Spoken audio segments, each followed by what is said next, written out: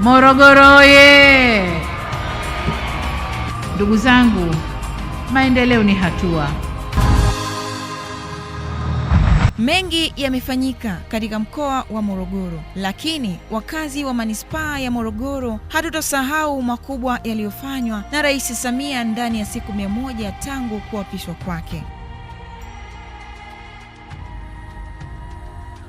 Ndani ya siku 100 tangu kuapishwa kwake, Rais wa Jamhuri ya Muungano wa Tanzania Mheshimiwa Dr. Samia Suluhu Hassan ameendelea kuthibitisha kwa vitendo dhamira ya kuwaletea wananchi maendeleo ya kweli, hususan katika sekta ya maji manispaa ya Morogoro.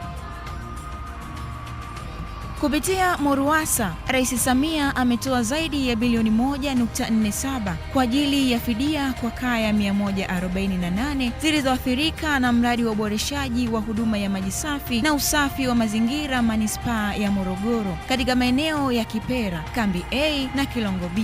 Hatua iliyowezesha utekelezaji wa mradi kuendelea bila vikwazo. Aidha, shilingi bilioni 2.8 amezitoa kukamilisha mradi wa maji Kingolwera uliowaletea faraja wakazi wa Kitungwa, Bomba la Zambia, mtaa wa Sokoni na maeneo ya jirani ambao walikuwa na changamoto ya huduma ya maji kwa kipindi kirefu.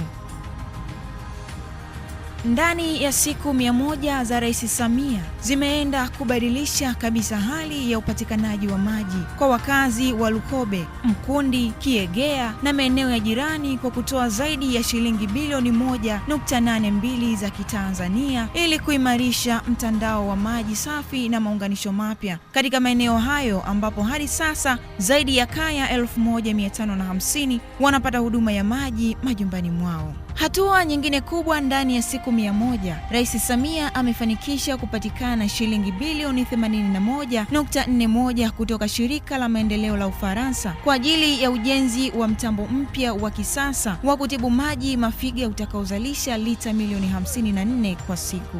Kwa wananchi wa Morogoro, hizi si takwimu bali ni matumaini mapya. Kazi na utu, tunasonga mbele.